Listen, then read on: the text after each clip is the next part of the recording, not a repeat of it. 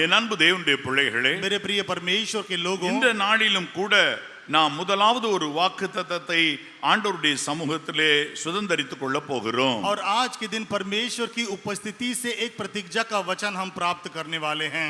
சங்கீதம் 121:1-2. भजन संहिता 121 वचन 1 और 2. எனக்கு ஒத்தாசை வரும் பர்வதங்களுக்கு நேராக என் கண்களை ஏறெடுக்கிறேன். வானத்தையும் பூமியும் உண்டாக்கின கர்த்தரிடத்திலிருந்து எனக்கு ஒத்தாசை வரும். நான் உங்களுக்கு ஒப்புவித்ததை கர்த்தரிடத்தில் பெற்றுக்கொண்டேன். मैंने जो सौंपा है वह मैंने यहोवा से प्राप्त कर लिया है. என்று பவுல் சொன்னது போல, जैसे पौलुस ने कहा है, கர்த்தரிடத்திலே பெற்று உங்களுக்கு தருகிறேன். यहोवा से प्राप्त करके मैं आप लोगों को देता हूँ. வானத்தையும் பூமியும் உண்டாக்கின கர்த்தரிடத்திலிருந்து எனக்கு ஒத்தாசை வரும். मुझे सहायता यहोवा की ओर से मिलती है जो आकाश और पृथ्वी का करता है. என் அன்பு தேவனுடைய பிள்ளைகளே, मेरे प्रिय परमेश्वर के लोगों, இந்த சங்கீதம் விசேஷ விதமாக எருசலேமுக்கு புறப்பட்டு வருகிற பிரயாணக்காரர் இந்த பாட்டை எழுதி இருக்கலாம் என்று நம்பப்படுகிறது. और यरूशलेम की ओर यात्रा करने वाले यात्रियों ने इस भजन को लिखा होगा, ऐसे मैं सोचता हूँ. சிலர் சங்கீதக்காரனே இதை பாடி இருப்பார் என்று நம்புகிறார்கள். और कुछ लोग विश्वास करते हैं कि भजन संहिता लेखक ने ही इस गीत को गाया होगा. இதிலே ஒரு அருமையான சத்தியத்தை நாம் புரிந்து கொள்ள போகிறோம். और यहाँ से एक बहुत अच्छा सा सत्य हम लोग जो है समझने वाले हैं. வானத்தையும் பூமியும் உண்டாக்கின கர்த்தரிடத்திலிருந்து எனக்கு ஒத்தாசை, ஹெல்ப், உதவி வரும். मुझे सहायता यहोवा की ओर से मिलेगी जो आकाश और पृथ्वी का करता है. என் அன்பு தேவனுடைய பிள்ளைகளே, मेरे प्रिय परमेश्वर के लोगों, வந்தாலும் வரும் எழுதப்படல, आने से आएगा ऐसे नहीं लिखा है, வரும். आएगा. எல்லாரும் சொல்லுங்க, வரும். आएगा. सभी लोग எனக்கு बोलिए, ஒத்தாசை வரும். मुझे सहायता मिलेगी. எனக்கு ஒத்தாசை வரும். मुझे सहायता मिलेगी. வானத்தையும் பூமியும் உண்டாக்கின आकाश और पृथ्वी के करता கர்த்தரிடத்திலிருந்து यहोवा की ओर से எனக்கு ஒத்தாசை வரும். मुझे सहायता मिलेगी.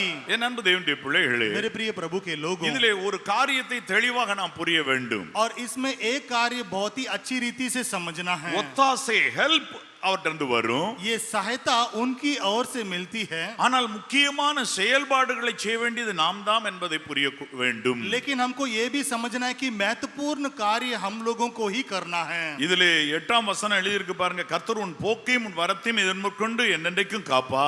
वचन 8 में ऐसे लिखा है कि यहोवा तेरे आने जाने में तेरी रक्षा अब से लेकर सदा तक करता रहेगा. சோம்பேறி குளிர்கிறது என்று உளமாட்டான். आलसी वह बहुत ही ठंडा है ऐसे सोचकर खेत में नहीं जाता है. வழியிலே சிங்கம் வீதியிலே கொலை என்பேன் என்று சோம்பேறி சொல்லுவான். रास्ते में सिंह है, डर है ऐसे आलसी कहता है. ஆனால் நல்ல மனுஷனோ சாயங்காலம் மட்டும் தன்னுடைய வேலைக்கும் தன் பண்ணைக்கும் புறப்படுகிறான். लेकिन अच्छा मनुष्य सांझ तक अपने काम करने के लिए वह निकल पड़ता है. அப்படியானால் ஒன்றை நீங்கள் புரிந்து கொள்ள வேண்டும். ऐसा है तो एक बात को समझ लेना चाहिए. ஆமா, உங்களுக்கு நீங்கள் போக வேண்டியது, வர வேண்டியது, பணிகளை செய்ய வேண்டியது இதெல்லாம் அவசியம்.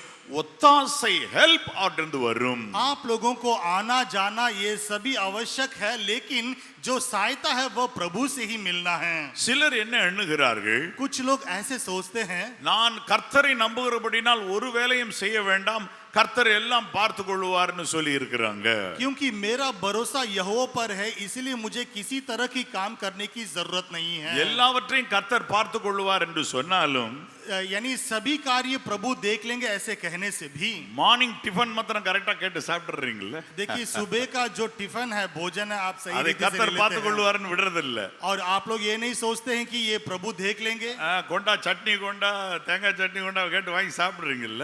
चटनी लेकर आओ ऐसे नाश्ता आप लोग जो है लेकर खाते हैं ना. அப்போ ஒன்று நான் என்ன சொல்றேன், तो एक बात मैं आप लोगों से कहता हूँ, நீங்கள் செய்ய வேண்டிய வேலை செய்யுங்கள். जो कुछ भी आपको करना है आप लोग करते रहिए. ஒத்தாசையோ தேவனிடத்திலிருந்து வானத்தையும் பூமியும் உண்டாக்கின கர்த்தரிடத்திலிருந்து வரும். आकाश और पृथ्वी का कर्ता यहोवा की ओर से सहायता मिलेगी. என் அன்பு தேவனுடைய பிள்ளைகளே, मेरे प्रिय परमेश्वर के ஒரு लोगों, உவமையை நான் உங்களுக்கு சொல்லட்டும். एक दृष्टांत मैं कहता हूँ. ஒரு பெரிய ஒரு தனி காட்டு பகுதியிலே வாழ்ந்த ஒரு குறிப்பிட்ட சாரார் தங்களுக்கு ஏதாகிலும் ஒரு ஆபத்து என்றால் அதை மற்றவர்களுக்கு தெரிவிக்கும்படியாக ஒரு பெரிய ஓசை எழுப்புகிற அபாய மணி ஒன்றை கட்டினார்கள். और एक बार जो है एक जंगल में अगर कोई खतरा होती है तो लोगों को बताने के लिए आवाज बताने वाली वो घंटी उन्होंने लगाया था. அந்த காட்டிலே ஆங்காங்கே வாழ்ந்து கொண்டிருந்தாலும் और वे लोग जो है उस जंगल में इधर और उधर जीने से भी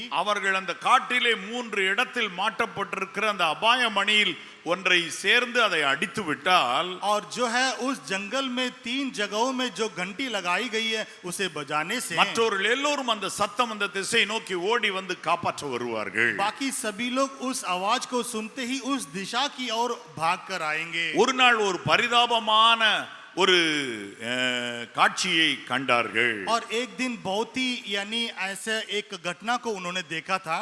3 அபாய மணியிலே ஒரு அபாய மணிக்கு அருகாமையில் ஒருவன் செத்து கிடந்தான். और ऐसे वह 3 घंटी के पास में से एक घंटी के पास एक जो है मरा पड़ा था.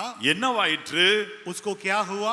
அவனை ஒரு சர்ப்பம் தீண்டி இருக்கிறது. और एक सर्प ने उसे काट लिया था. என்றாலும் அவன் சரி அபாய மணி அடிச்சிரும் எல்லாரும் வந்து காப்பாத்துவான்னு சொல்லி கொஞ்சம் கேர்லெஸ்ஸாக இருந்து தன் மற்ற சில பணிகளையும் செய்து முடித்து அவன் அங்கு சென்றிருக்கிறான். फिर भी उस खतरे की घंटी को बजाने के लिए जो है वह अपने काम करके उसके बाद वहां पर गया था.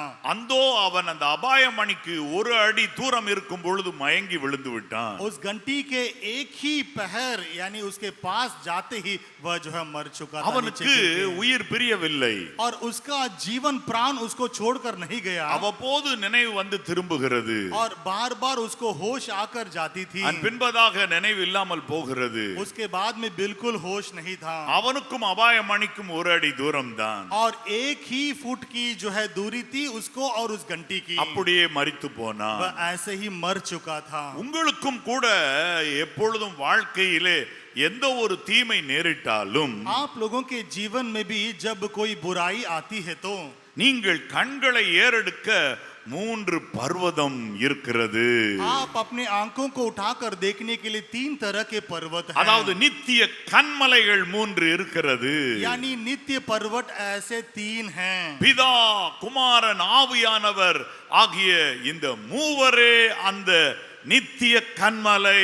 पिता पुत्र और पवित्र आत्मा ये तीनों ही वह नित्य पर्वत हैं. என் அன்பு தேவனுடைய பிள்ளைகளே, मेरे प्रिय परमेश्वर के लोगों, எந்த ஒரு எல்லையிலும் நீங்கள் ஓடி போய் அவரை பற்றிக் கொள்ளுங்கள். किसी भी परिस्थिति में आप जाकर उनको पकड़ सकते हैं. ஒத்தாசை வரும், सहायता मिलेगी. ஆனா 1ஆம் வசனம் சொல்லுது, लेकिन वचन 1 में लिखा है, எனக்கு ஒத்தாசை வரும் பர்வதங்களுக்கு நேராக என் கண்களை ஏறெடுக்கிறேன், அப்பதான் ஒத்தாசை வருகிறது. मैं अपनी आंखें पर्वतों की ओर लगाऊंगा, मुझे सहायता कहां से என் அன்பு मिलेगी. தேவனுடைய பிள்ளைகளே, मेरे प्रिय परमेश्वर के கர்த்தரை लोगों, நோக்கி பாருங்கள், यहोवा की ओर देखते रहिए. கர்த்தரை நோக்கி கூப்பிடுங்கள், यहोवा की ओर पुकारते रहिए. பிதா குமாரன் ஆவியானவரை பற்றிக் கொள்ளுங்கள். पिता पुत्र और पवित्र आत्मा को अच्छी रीति से पकड़ लीजिए. மீட்பர் இயேசு கிறிஸ்துவின் பாதத்தை பிடித்துக் கொள்ளுங்கள். मुक्तिदाता यीशु मसीह के चरणों को पकड़ लीजिए. இயேசு மகாராஜாவே, यीशु महाराजा, சிலுவையில் எனக்காய் பாடுபட்டீரே, जिन्होंने क्रूस पर मेरे लिए पछताया है, ரத்தம் சிந்தினீரே, जिन्होंने लहू बहाया है, எனக்கு உம்மிடத்திலிருந்து ஒத்தாசை வந்தே ஆக வேண்டும் என்று வற்புறுத்துங்கள். मुझको आपकी ओर से सहायता जरूर मिलनी चाहिए, ऐसे दबाव डालिए. என் அன்பு தேவனுடைய பிள்ளைகளே, मेरे प्रिय परमेश्वर के लोगों, 3 எல்லைகள் உள்ளது. 3 ऐसे जगह हैं, 3 பர்வதம் நிற்கிறது. 3 तरह के पर्वत खड़े हुए हैं. பிதா குமாரன் ஆவியானவர். पिता पुत्र और पवित्र आत्मा. என் அன்பு தேவனுடைய பிள்ளைகளே, मेरे प्रिय परमेश्वर के लोगों, ஆவியானவரை துக்கப்படுத்தாதிருந்தால் அந்த பர்வதத்திடமிருந்து தண்ணீர் உங்களுக்கு எப்பொழுதும் புறப்பட்டு வரும். अगर पवित्र आत्मा को दुख नहीं पहुंचाएंगे तो उनकी ओर से जो है पानी जल आपको मिलता ही रहेगा. ஒத்தாசை புறப்பட்டு வரும். सहायता वहां से निकल कर आएगी. இரவு பகலாக எப்பொழுதும் ஒத்தாசை புறப்பட்டு வரும். रात और दिन आप लोगों को सहायता मिलती ही रहेगी. அதை நீங்கள் புரிந்து கொள்ளுங்கள். जिसे आप लोगों को समझना है. ஆவியானவரை பற்றிக் கொள்ளுங்கள். पवित्र आत्मा को पकड़ लीजिए. அதே போலதான் குமாரனும் கூட वैसे ही पुत्र भी है. हैं। இயேசு கிறிஸ்து மரித்து உயிரோடு எழுந்தபடியினாலே यीशु मसीह मरकर जब जिंदा उठे, அவருக்கு உங்கள் பாடுகள் தெரியும். वे आप लोगों की परेशानियों को समझ सकते हैं। மற்றும் பிதாவை பற்றி கொள்ளுங்கள். और पिता को अच्छी तरह से पकड़ लीजिए। இயேசு சொன்னார், यीशु ने कहा था, தேவனிடத்தில் விசுவாசம் உள்ளவர்களாய் இருங்கள், என்னிடத்திலும் விசுவாசம் உள்ளவர்களாய் இருங்கள். परमेश्वर से विश्वास रखो और मुझ पर भी विश्वास रखो। ஆமாம், பிதாவினிடத்தில் விசுவாசத்தோடு இருப்போம். पिता के साथ हम विश्वास के साथ बने रहेंगे। தேவனிடத்தில் வைக்கும் விசுவாசம் என்ற ஒரு படியை நாம் கடந்து செல்ல வேண்டியது அவசியம் என்று அழகாய் வேதம் கற்பிக்கிறது. बहुत ही अच्छी रीति से व्यवस्था हमको सिखाती है कि ऐसा विश्वास हम लोगों के अंदर रहना है जो पिता की ओर हम रखते हैं। என் அன்பு தேவனுடைய பிள்ளைகளே, मेरे प्रिय परमेश्वर के लोगों, வேதாமத்திலே நீங்கள் பார்ப்பீர்களானால் और पवित्र व्यवस्था में हम देख सकते हैं, கர்த்தரை நோக்கி பார்க்கிற பொழுது जब हम यहोवा की ओर देखते हैं, ஒத்தாசை வருகிறது. सहायता हमको मिलती है, எப்படினாலும் வருகிறது. किसी ना किसी रीति से मिल जाती है। வேதத்திலே நாம் பார்ப்போமானால் அப்போஸ்தல நடபடிகளை எடுத்துக்கொள்ளுங்கள். प्रेरितों को किताब यानी प्रेरितों की किताबों को ले लेंगे। व्यवस्था 9ஆம் அதிகாரத்தை எடுத்துக்கொள்ளுங்கள். अध्याय 9 40-41. பேதுரு எல்லாரையும் வெளியே போக செய்து முழங்கால் படியிட்டு ஜெபம் பண்ணி பிரேதத்தின் புறமாய் திரும்பி. என் அன்பு தேவனுடைய பிள்ளைகளே, இங்கு என்ன நடந்திருக்கிறது என்று சொன்னால், யோப்பா பட்டணத்திலே கிரேக்க பாஷையில் தொற்காள் என்று அர்த்தம் கொள்ளும் தபித்தாள் என்னும் ஒரு ஷீஷி இருந்தாள் என்று 36ஆம் வசனம் சொல்லுகிறது. और वचन 36 में इस तरह से लिखा गया है कि याफा में तबीता अर्थात दोरकास नाम एक विश्वासिनी रहती थी। பைபிள் அவளுக்கு சர்டிஃபிகேட் கொடுக்கிற, அவள் ஒரு ஷீஷி. देखिए, बाइबल उसको एक तरह से सर्टिफिकेट देता है कि वह एक अच्छी चेली थी। இயேசு சொன்னார், यीशु ने कहा, நான் சொன்னவைகளை நீங்கள் எல்லோருக்கும் உபதேசித்து அவர்களை ஷீஷராக்குங்கள். मैंने जो कुछ भी उपदेश तुम्हारे बीच में किया वह दूसरों को जाकर बताकर उन्हें चेला बनाओ। நீங்க விசுவாசியா இருக்கீங்க, आप लोग एक विश्वासी हैं, ஷீஷரா மாறுங்க. आपको चेले बनना है, ஷீஷியா மாறுங்க. चेली बनना है। என் அன்பு தேவனுடைய பிள்ளைகளே, मेरे प्रिय परमेश्वर के ஒரு लोग, ஷீஷி இருந்தாள். एक तरह की शीशी थी அவள் ஒரு நல்ல ஷீஷியா இருந்திருக்கிறாள். और वह एक अच्छी तरह के चेली थी। குருவினிடத்தில் நன்கு வாழ்க்கையை கற்றுக்கொண்டு விட்டாள். और जो गुरु की ओर से अच्छे जीवन को समझ चुकी थी। என் அன்பு தேவனுடைய பிள்ளைகளே, मेरे प्रिय परमेश्वर के लोग, அவள் மிகுதி அநேக நற்கிரியைகளையும் தர்மங்களையும் மிகுதியாய் செய்து கொண்டு வந்தாள். वह बहुतेरे भले भले काम और दान किया करती थी। அப்ப அவங்க எல்லாரும் மக்கள்லாம் என்ன நினைப்பாங்க? और वहां के लोग सभी क्या सोचते थे? இந்த தாயை போல பாக்கியம் உள்ளவர்கள் யார்? इस माँ की जैसे भाग्यशाली और ஆனால் कौन है? அந்த தாய்க்கு வியாதி வந்து மரணம் அடைந்தார்கள் என்று 37ஆம் வசனம் சொல்லுகிறது. और वचन 37 में हम पढ़ते हैं कि उन्हीं दिनों वह बीमार होकर मर गई। என் அன்பு தேவனுடைய பிள்ளைகளே, मेरे प्रिय प्रभु के लोगों, எவ்வளவு ஒரு வேதனை. देखिए कितनी दुखी की बात है। ஏன் வியாதி வந்துச்சு? बीमार क्यों आया था? ஷீஷி என்று சொன்னால் கர்த்தருடைய கற்பனைகளின்படி கட்டளையின்படி சரியா நடக்கிற பெண்ணு. अगर चेली है तो परमेश्वर की आज्ञा और नियम को सही तरह से पालन करने वाली है। ஆனால் அவளுக்கு வியாதி, लेकिन फिर भी उसके लिए बीमार हुई, அதோடு மரணம். उसके बाद वह मर चुकी थी। ஒன்று நான் சொல்லுகிறேன், एक कार्य मैं कहता हूँ, என் அன்பு தேவனுடைய பிள்ளைகளே, मेरे प्रिय परमेश्वर के लोगों, தேவன் கொடுத்திருக்கிறதான 10 கட்டளைகளை நாம் கைக்கொள்ளாமற் போனால் அந்த கட்டளைகள் மனுஷருக்கு மரணத்தை கட்டளையிடுகிறது. जो 10 प्रतिज्ञा परमेश्वर ने दिया है, अगर मनुष्य उसका पालन नहीं करेंगे तो मनुष्य वह मृत्यु का योग्य बन जाते हैं। என்றாலும் ஒரு ஷீஷி மரிக்க வேண்டியது என்ன? फिर भी एक चेली को वहां पर क्यों मरना है? என் அன்பு தேவனுடைய பிள்ளைகளே, मेरे प्रिय परमेश्वर के लोगों, இயேசு சொன்னார், यीशु ने कहा, என்னை விசுவாசிக்கிறவன் மரியாமலும் இருப்பான். जो कोई मुझ पर विश्वास करता है अगर वह मरे तो वह जिंदा भी रहेगा, மரித்தாலும் பிழைப்பான். मरने से भी वह बच जाएगा, மரித்தாலும் பிழைப்பான். मरने से भी वह बचेगा। அப்ப இந்த உலகத்துல பொதுவான நியமத்தின்படி ஒரே தரம் மரிக்க வேண்டும் என்கிற அந்த ஒரு காரியத்தை நிமித்தமாக இவள் மரித்திருக்கிறாள் போலும். इस संसार के नियम के अनुसार एक ही बार मरना है, वैसे ही ये भी मर चुकी थी। வியாதிப்பட்டாள், மரித்து போனாள். बीमार होकर वह मर गई थी। அப்பொழுது அவர்கள் எல்லாம் கேள்விப்பட்டாங்க, கிட்டத்துல தான் பேதுரு இருக்கிறாரு, கூப்பிடலாம்ல. तब वे सब लोग सुने थे कि आपस में यानी पास में ही पतरस है, हम उन्हें बुलाएंगे। 37ஆம் வசனம் சொல்லுது, அவளை குளிப்பாட்டி மேல் வீட்டிலே கிடத்தி வைத்தார்கள். वचन 37 में ऐसे लिखा है, और उन्होंने उसे नहलाकर अटरी पर रख दिया। மயக்கத்துல இருந்தா கூட குளிப்பாட்டினா எந்திரிச்சிடுவாங்க. देखिए, अगर बेहोश रहने से भी नहाने से वे उठ जाते हैं। எல்லாம் சேர்ந்து குளிப்பாட்டி அவளை கிடத்தினார்கள். सभी लोगों ने उसको नहलाया और उसको वहां पर बैठा दिया। மருத்துவர்கள்லாம் கை நாடி பிடிச்சு பார்த்திருப்பாங்க, இல்ல. और डॉक्टर लोगों ने आकर उसके हाथों को पकड़कर देखा होगा, नहीं ये मर மரித்து गई है। போனாள், ये मर गई है மரணம் அடைந்து விட்டாள். और ये मृत्यु की भागी हो गई ஆனால் है। பேதுருவுக்கு ஆள் அனுப்புகிறார்கள். और यहाँ पर पतरस को खबर भेजते हैं। அப்பொழுது பேதுரு வந்தார். तब पतरस आता है। 40ஆம் வசனம், वचन 40। பேதுரு எல்லாரையும் வெளியே போக செய்து முழங்கால் படியிட்டு ஜெபம் பண்ணினார். तब पतरस ने सबको बाहर कर दिया और घुटने टेक कर प्रार्थना की। கர்த்தர் இவருக்கு வாக்கு பண்ணி இருக்கிறார், और यहोवा ने इसको प्रतिज्ञा का वचन दिया है பரலோகத்தின் திறவுகோல்களை உனக்கு தருவேன். कि स्वर्ग की कुंडली मैं तेरे हाथों पर दे दूंगा। ஒருவேளை அந்த நேரத்தில் பேதுரு நினைச்சிருப்பார், और उस समय पतरस ऐसे सोचे भी ஆண்டவரே நான் होंगे, இப்ப திறக்கணும், हे मेरे प्रभु मुझे अभी இந்த खोलना है। பெண்ணுக்கு பரலோகத்துல இடம் கொடுக்கிறீரே, இல்ல கொஞ்ச நாளைக்கு பரலோகத்தை பூட்டி வைக்கணும் இந்த அம்மாவுக்கு, இங்கே அவங்க பிழைக்கணும். थोड़े दिन तक स्वर्ग इस स्त्री के लिए मैं बंद करके रखता हूँ, यहाँ पर थोड़े दिन रहने दो।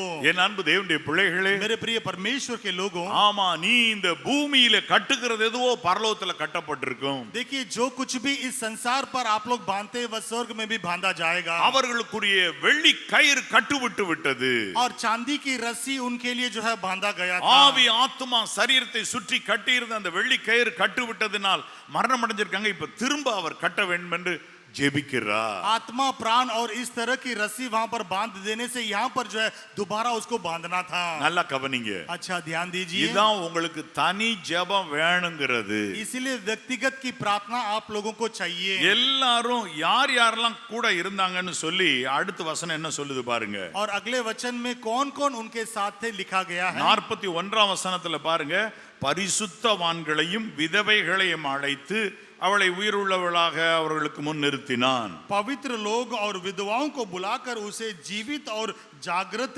दिया। அங்க வந்திருந்தவங்க எல்லாம் யாரு? देखिए जो लोग वहां पर आए थे वे सब कौन थे? பரிசுத்தவான்கள். पवित्र लोग। அவங்க கையில பாவம் இல்ல, उनके पास कोई पाप नहीं था, அசுத்தம் இல்ல. अशुद्ध नहीं था। அதோடு மட்டுமல்ல, விதவைகள். और उसके साथ वे विधवा थे। இந்த தாயார் விதவைகள் மத்தியில் ஊழியம் செய்திருக்கிறாங்க. और ये स्त्री जो है विधवाओं के बीच में सेवकाई कर रही थी। உத்தம விதவைகளா இருக்கிறவர்களா இருக்கிறாங்க. और सच्चे विधवाओं के समान वही रहते थे। பரிசுத்தவான்கள், பரிசுத்தவாட்டிகள். और पवित्र लोग और पवित्र पुरुष स्त्री थे। ஆனா பேதுரு நோ, எல்லாம் வெளியே போங்க. लेकिन पतरस ने कहा नहीं, सभी लोग बाहर जाइए, வெளியே போங்க, बाहर जाइए, நான் தேவனோடு பேச வேண்டும். मुझे परमेश्वर से बातें करना அப்ப है। நாங்களும் பரிசுத்தவான்கள் தானப்பா. अरे हम भी पवित्र लोग हैं ना। பேதுரு தம்பி, நாங்களும் பரிசுத்தவான்கள் தான் வயசுல மூத்தவங்க சொல்லி இருப்பாங்க. हे पतरस भाई, हम भी पवित्र हैं ऐसे बड़े लोगों ने कहा होगा। நான் நல்ல ஞானஸ்நானம் எடுத்திருக்கேன் தம்பி, देखो भाई, हमने बहुत अच्छी रीति से बपतिस्मा लिया பாஷைகள் है பேசுறேன் தம்பி, और हम भाषाएं बोलते என்ன हैं। ஏன் வெளியே போக சொல்றீங்க தம்பி? मुझे आप बाहर जाने के लिए क्यों நான் कहते சபையில हो भाई? மூப்பராக்கும். मैं कलीसिया में एक प्रधान हूँ। இல்லங்க, நான் தேவனோடு பேசணும். नहीं, मुझे परमेश्वर से बातें करना ஒன்னு है। புரிஞ்சுக்கிடுங்க, एक बात को समझ लो, தனி ஜெபம் என்பது விசேஷமான ஒன்று, அது தேவை. அந்த நேரத்துல விசேஷ விதமா உங்களுக்கு முடியாமல் போகக்கூடிய நேரங்கள்னு எது வந்தாலும் அங்கேயுமே ஒத்தாசை வரணும்னு கேட்டு வச்சிடலாம். देखिए व्यक्तिगत प्रार्थना आप लोगों के जीवन में अति आवश्यक है। जब आप लोग नहीं सहन पाते हैं उस समय पर भी आप लोग उस प्रार्थना के जरिए मांग सकते हैं। என் அன்பு தேவனுடைய பிள்ளைகளே, मेरे प्रिय परमेश्वर ஒரு के लोगों, குறிப்பிட்ட எஸ்டேட்டிலே ஒரு தாயார் அவர்கள் திடீரென்று சொல்லி மயங்கி விழுந்து கிடந்தார்கள். एक एस्टेट के जगह में एक स्त्री यानी माँ जो है वह बेहोश होकर गिर चुकी थी। என்ன என்று பார்த்தால், और लोगों ने देखा क्या हुआ, அவர்களுக்கு கொஞ்சம் சர்க்கரை நோய் இருந்திருக்கிறது. ஆகவே அவர்கள் மாத்திரையை ரெகுலரா போடுறபடி போட்டிருக்கிறாங்க. और उनको डायबिटिक्स की बीमारी थी और दवाइयां वह रेगुलर खा रही थी. சாப்பாடு குறையா சாப்பிட்டுட்டு போட்டதுனால சுகர் அவங்களுக்கு குறைஞ்சிருச்சு. देखिए भोजन उन्होंने कम खाया था और टैबलेट भी लिया था, इसलिए शुगर का लेवल कम हो चुका था. விழுந்த நேரத்திலே அவர்களுடைய மகள் ஓடோடி வந்தாள். और जैसे ही वह गिरी उनकी बेटी दौड़ कर आई. அவங்களுடைய வாய், அவங்களுக்கு கண் திறந்தாலும் வாயில என்ன சொல்லணும் தெரியல. और उनके आंखें खुलने से भी वह मुंह से क्या बोलना है वह बोल नहीं सकी. ஸ்வீட் அப்படினு இருக்காங்க. और उन्होंने कहा स्वीट, ஆனா அந்த சத்தம் வெளியே வரல. लेकिन वह आवाज बाहर नहीं आया. என்னமா தெளிவா சொல்லுங்க. माँ जी आप अच्छी तरह से बोलिए. SWEET. SWEET. இது மட்டும் சொல்ல முடிஞ்சு சொல்லி மயங்கிட்டாங்க. और ये बोलकर वह फिर से बेहोश हो गई. உடனே நல்ல ஒரு ஜூஸ் எடுத்து அதுல இன்னும் நிறைய சக்கரை போட்டு கொண்டு வந்து அந்த சகோதரிக்கு கொடுத்தார்கள். एक अच्छा जूस बनाकर उसमें और ज्यादा चीनी डालकर वह स्त्री को दे दिए थे. இப்ப அந்த தாயார் தனக்கு ஒத்தாசை அந்த நேரம் ஜெபம் பண்ணி நாட முடியுமா? और वह माँ उस समय पर सहायता के लिए प्रार्थना करके पा सकती है क्या? இதனால தான் கிருபையினாலே உன் இருதயம் சிறப்படுவது நல்லது. கிருபையை நீங்க சேர்த்து வைக்க வேண்டியது அவசியம். इसलिए करुणा से आप लोगों का हृदय स्थिर बन जाएगा और हम लोगों को करुणा जमा करके रखना है. என் அன்பு தேவனுடைய பிள்ளைகளே, मेरे प्रिय परमेश्वर के लोगों, எலக்ட்ரிசிட்டி எல்லாவற்றையும் எல்லா இடங்களையும் சேர்த்து வைக்கிறதுக்கு இடம் இருந்துச்சுன்னா நமக்கு ஜெனரேட்டரே தேவையில்லை. देखिए अगर बिजली को जमा करने के लिए इतना सारा जगह होता तो जनरेटर की जरूरत नहीं पड़ेगी. ஒரு குறிப்பிட்ட அளவுக்கு மேல அதை ஸ்டோர் அப் பண்ண முடியாது. देखिए एक सीमा तक उसको जो है हम यानी रख नहीं सकते हैं. யூஸ் பண்ணி ஆகணும். देखिए उसे इस्तेमाल करना है. ஆனா கொஞ்சம் சேர்த்து வைக்கலாம். लेकिन थोड़ा सा जमा करके रख सकते हैं. யூபிஎஸ் இருந்துச்சுன்னா சேர்த்து வைக்கலாம். यूपीएस अगर है तो उसे जमा करके रख सकते அதுல हैं. கரண்ட் கொஞ்சம் சேர்த்து வைக்கலாம். और उसमें बिजली थोड़ा सा जमा कर सकते हैं. இல்லனா மேல சூரிய வெளிச்சத்துல இயங்குகிற அருமையான மேலே வைக்கிறதான பேனல் நீங்க வச்சிருந்தீங்கன்னா அதுக்கு நீங்க வேற எந்த ஒரு செலவும் பண்ணாம கரண்ட் வந்துகிட்டே இருக்கும். नहीं तो सूरज की रोशनी की ओर से जो मिलती है अगर वह पैनल अगर आप लोग रखे होते तो उसमें से बिजली मिल सकती है. என் அன்பு தேவனுடைய பிள்ளைகளே, मेरे प्रिय परमेश्वर के लोगों, மாதவரத்துல அப்படிதான் நம்முடைய அங்க இருக்கிற கட்டி இருக்கிற கட்டடத்தின் மேல பார்ப்பீங்கன்னா அந்த சூரிய ஒளியிலே இயங்குகிற செல்லுகள் பேனல் வரிசையா தம்பி ஆனந்த் மாட்டி இருப்பாரு. हमारे जगह जो माधवरम में अगर आप लोग देखेंगे तो सूरज की रोशनी से जो मिलती है वह बिजली का पैनल हमारे ब्रदर आनंद जी ने रखा அப்ப है. ஒண்ணு செய்யுங்க. एक काम कीजिए. நீதியின் சூரியனாம் கர்த்தர்ட்ட இருந்து ஒத்தாசை தானா வந்துகிட்டே இருக்கத்தக்கதா அவரை பார்த்து தனியே தேவ சமூகத்துல இருந்து விண்ணப்பங்களை செய்து கிருபையை சேர்த்து வைங்க. देखिए परमेश्वर जो हमारे सूरज की रोशनी के समान है उनकी ओर पुकार कर आप लोग जो है इस तरह के कार्यों को करुणा को जमा करके रखिए. கண்களை ஏறெடுக்கிறேன். आंखों को मैं उठाता हूँ. ஆமென். आमेन.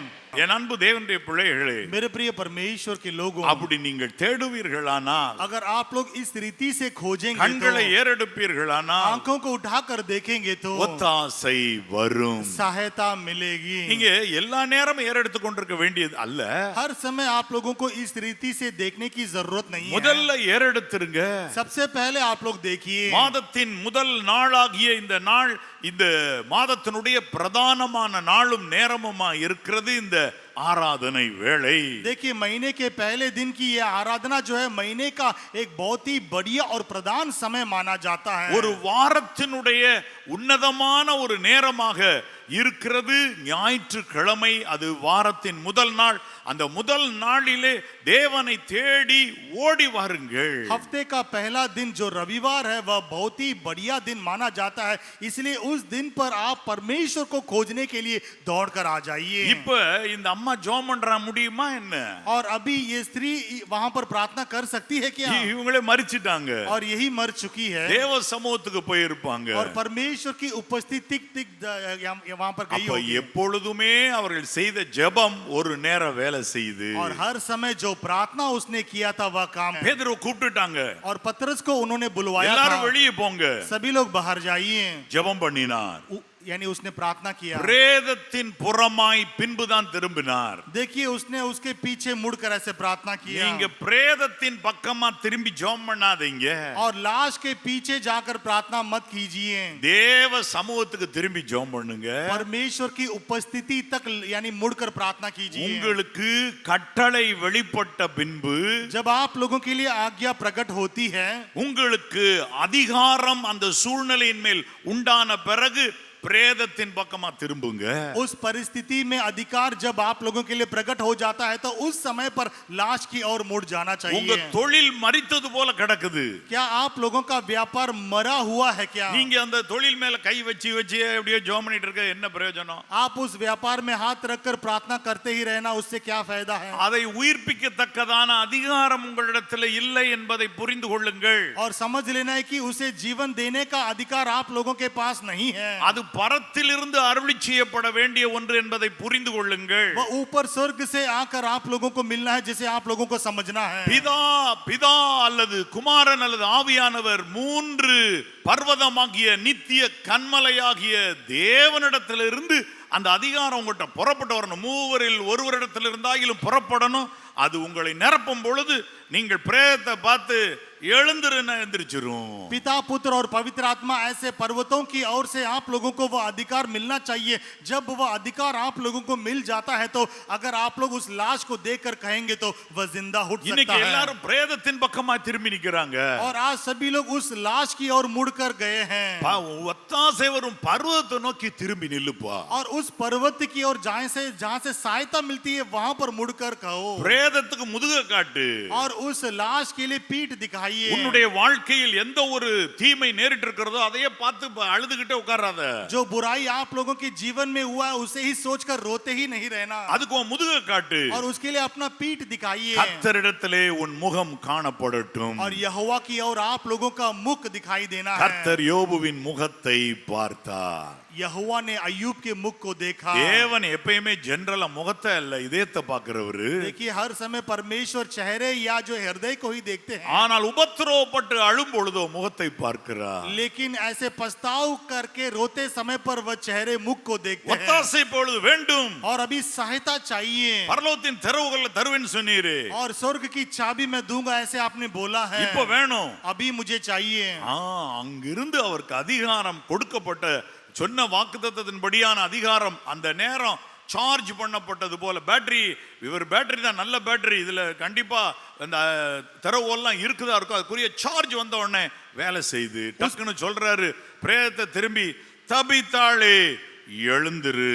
और यानी जो है उस चाबी मिलने के समान जो है उस लाश को देखकर वह कहता कि हे तबीता तू उठ खड़ी हो जा। என் அன்பு தேவனுடைய பிள்ளைகளே, मेरे प्रिय प्रभु के लोगों, எழுந்திருச்சிரும்। और वह उठ जाएगा। பிரேதம் அல்ல, लाश नहीं, தபித்தாள் எழுந்திருத்தாள்। तबीता वहां पर उठ गई थी। திரும்பினப்ப பிரேதம் இருந்தது। और मुड़ते समय लाश था। கர்த்தரிடத்திலிருந்து வந்த அதிகாரம் தொனிக்கிற வார்த்தை சொன்ன உடனே தபித்தாள் எழுந்திருத்தாள்। यहोवा की ओर से जब वाणी आई थी तबीता उठ गई थी। அப்பொழுது வேதம் என்ன சொல்லு பாருங்க, அடுத்த வசனம், அவன் அவளுக்கு கை கொடுத்து அவளை எழுந்திருக்க பண்ணி பரிசுத்தவான்களையும் விதவைகளையும் அழைத்து அவளை உயிருள்ளவளாக அவர்களுக்கு முன் நிறுத்தினான்। देखिए वह जो है उन लोगों के बीच में जिंदा उठाकर उसको जो है प्राण मिलने के समान उसको बैठाया था। இப்போ உங்களுடைய சூழ்நிலைகள், உங்க குடும்பத்தின் சில காரியங்கள் ஏதோ ஒன்று இனிமேல் எழுந்திருக்காதுன்னு சொல்லி கிடக்கிறத நீங்க எழுப்பி எல்லோருக்கு முன்பதாக உயிருள்ளதாக நிறுத்துவீர்கள்। आप लोगों की परिवार की परिस्थिति जो इसके बाद में नहीं उठ सकती है, ऐसे जो सोचे होंगे आप लोग जो है यानी परमेश्वर के सामर्थ्य को पाकर उसे उठाएंगे। யாராலே? यानी किसकी ओर से? வானத்தையும் பூமியும் உண்டாக்கின கர்த்தரிடத்திலிருந்து வருகிற ஒத்தாசையினாலே। और आकाश और पृथ्वी की कर्ता यहोवा की ओर से मिलने वाली सहायता के जरिए। எதுவா இருந்தாலும் பரவாயில்ல, चाहे कोई भी हो परवाह नहीं। பிரேதத்தை எழுப்ப முடியுதுன்னா எல்லாமே நடக்கும்। பாருங்க, எந்திரிக்கிறப்ப நோய் இல்ல அந்த அம்மாவுக்கு। देखिए अगर लाश कोई उठा सकते हैं तो सबको उठा सकते हैं। देखिए उठते समय कोई बीमार उस स्त्री के अंदर नहीं था। நோய் வந்தது, முத்தியது, மரித்தார்கள்। ஆனா இப்ப எந்திரிச்சா நோயும் இல்ல, அந்த மரணமும் இல்ல, சம்பந்தமே மரணமே இல்ல, அழகா நிக்கிறாங்க. देखिए बीमार के कारण वह मर चुकी थी, लेकिन जब ये फिर से जिंदा उठी तब उसके शरीर में कोई बीमारी नहीं था। எல்லாரும் சொல்லுங்க, கர்த்தராலே और सभी लोग बोले यहोवा की ओर से होगा, கர்த்தராலே यहोवा से கூடாத காரியம் ऐसा कुछ भी ஒன்றுமில்லை. नहीं है जो असंभव है। கர்த்தராலே यहोवा से கூடாத காரியம் जो कुछ ஒன்றுமில்லை. असंभव कुछ भी नहीं है। பயப்படாதீங்க, डरना नहीं। எந்த சூழ்நிலையும் பயப்படாதீங்க. கரெக்டா பேதுரு கிட்ட இருக்கிறாரு. देखिए सही रीति से पतरस वहां पर है வந்தாரு, எழுப்பிட்டாரு. और वे आए उसे उठा दिए थे। ஏன் இவங்கெல்லாம் எழுப்புனா என்ன? और ये लोग क्यों नहीं उठा सके? பரிசுத்தவான்கள் தான், ये लोग पवित्र लोग हैं, விசுவாசிகள் தான், अच्छे विश्वासी हैं, உத்தமமா இருக்கவங்க தான். देखिए अच्छे सच्चे लोग हैं। ஒன்னு புரிஞ்சுக்கங்க, एक बात को समझ लेना है, கர்த்தரை நல்லா அறிஞ்சிக்கிட்ட பேதுருவுக்கு கிட்டத்துல இருந்து மீன் பிடிச்சதுல இருந்து எல்லாத்தையும் பார்த்த பேதுருவுக்கு faith டன் கணக்குல இருக்குது. देखिए पतरस जो यहोवा प्रभु को अच्छी रीति से जान लिया था, जो मछली पकड़ते समय पर भी परमेश्वर के सामर्थ्य को उसने जान लिया था, उसके अंदर विश्वास और सामर्थ्य टन के हिसाब से है। நீங்களும் கர்த்தரோடு தினமும் நடந்தீங்கன்னா, अगर आप लोग भी यहोवा के साथ साथ प्रतिदिन चलने से, யாவரையும் வெளியே போக சொல்லி நீங்க தனி அறையில உட்கார்ந்து ஜோபிக்க பழகிட்டீங்கன்னா, இல்லாட்டா ஒரு வீட்டு மூலையிலேயே ஒரு ஸ்கிரீன் போட்டு கூட தனி இடத்தை உண்டு பண்ணி இருக்க पढ़ाईटिंगना, सभी लोगों को बाहर भेजकर आप लोगों के घर में एक अकेले कमरे में, नहीं तो एक कमरे के बीच में स्क्रीन डालकर अकेले रहेंगे तो உங்களுக்கு விசுவாசம் டன் கணக்குல இருக்கும். देखिए विश्वास आप लोगों के अंदर टन के हिसाब से होगा। பரிசுத்தவான்கள் பரிசுத்தவாட்டிகள் அப்படிப்பட்டவரால செய்யக்கூடாத அதிசயமான கிரியைகளையும் கர்த்தர் உங்கள் கைகளாலே செய்வார். जो अद्भुत काम पवित्र पुरुष या स्त्री नहीं कर सकते हैं, परमेश्वर आप लोगों के हाथों के जरिए करेंगे। மரித்து போனவைகளை எழுப்பி உயிர் உள்ளதாக நிறுத்தி காண்பிப்பீர்கள் கர்த்தருடைய நாமத்தினாலே. यहोवा प्रभु के नाम से जो मरे हुए हैं उनको जिंदा उठाकर आप लोग दिखाएंगे। சங்கீதம் 121 பாருங்கள். और भजन संहिता 121 में हम देखेंगे 3வது வசனம், वचन 3, உன் காலை தள்ளாட ஒட்டார், वह तेरे पांव को टलने ना देगा, உன்னை காக்கிறவர் உறங்கார், तेरा रक्षक कभी ना ऊंघेगा। காலை தள்ளாட ஒட்டார், पांव को टलने ना देंगे। என் அன்பு தேவனுடைய பிள்ளைகளே, मेरे प्रिय प्रभु के लोगों, விசேஷ விதமா கர்ப்பிணி பெண்களுக்கு இந்த பாதுகாப்பு ரொம்ப வேணும். गर्भवती स्त्री के लिए विशेष तरह से इस तरह की रक्षा चाहिए। கால் கல்ல போட்டுறாமம்மா பார்த்து நடந்து போ.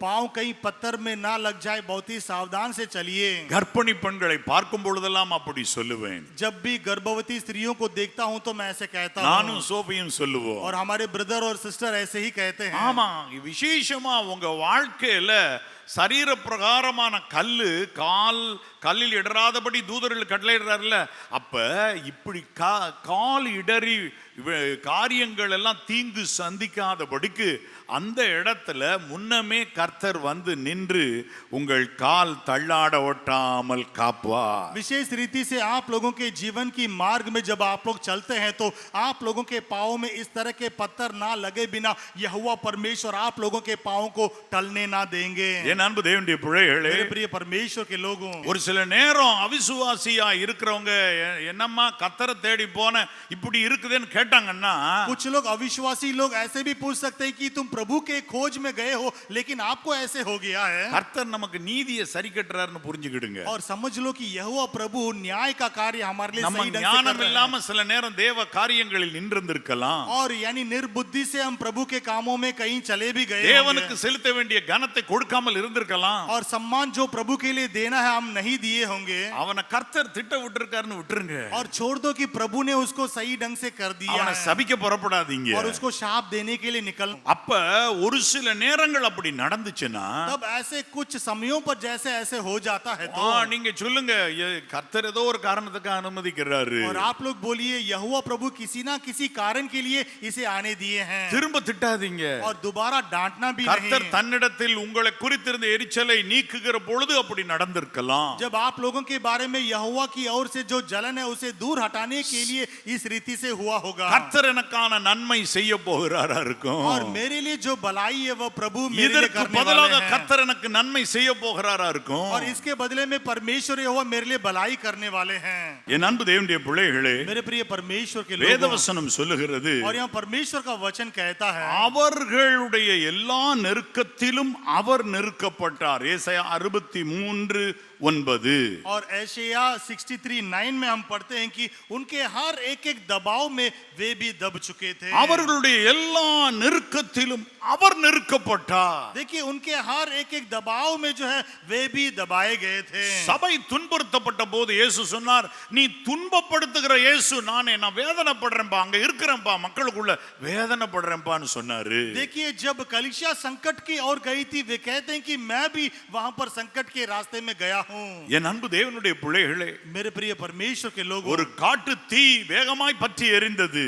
एक जंगल में जो है आग बहुत ही जल्दी जल्दी गई थी। ரொம்ப கஷ்டப்பட்டு அணைத்தார்கள். बहुत ही मुश्किल से उस आग को बुझाए थे। அதன் பின்பதாக உள்ளே போய் ஆட்கள் யாரும் சேதப்பட்டிருக்கிறார்களா என்று பார்க்கும் பொழுது ஒரு அருமையான கோழி அப்படியே எரிந்து சாம்பலாகி கிடந்தது. देखिए जब उस जंगल के अंदर गए थे देखने के लिए कि कहीं कोई नुकसान नहीं हुआ है, तब वहां पर एक मुर्गी जो है मरी हुई थी। ஆனாலும் சின்ன அசைவு காணப்படுகிறது என்று அந்த கோழியை தட்டினார்கள். और थोड़ा सा वह हिल रहा था, इसलिए उस मुर्गी को उन्होंने दूर हटाया அது சாம்பலாய் கீழே விழுந்தது. और वह भस्म होकर नीचे गिर गई थी। ஆனால் அதனுடைய செட்டைகளுக்குள்ளே இருந்த குஞ்சுகளோ ஒரு தீமையும் அடையாமல் வெளியே வந்தது. लेकिन उसके पंखों के अंदर जो उसके बच्चे थे, उनको कोई भी संकट नहीं था, वे बच गए। உங்களுடைய எல்லா நெருக்கத்திலும் அவர் நெருக்கப்படுகிறார். देखिए आप लोगों के सारे संकट में जो है वे कष्ट उठाए हैं, ஆகவே அவர் உங்களை எல்லா தீங்குக்கும் விலக்கி காப்பார். इसलिए सारी विपत्ति से वे आपको बचाएंगे உங்கள் ஆத்மாவை और காப்பார். आपकी आत्मा की रक्षा करेंगे।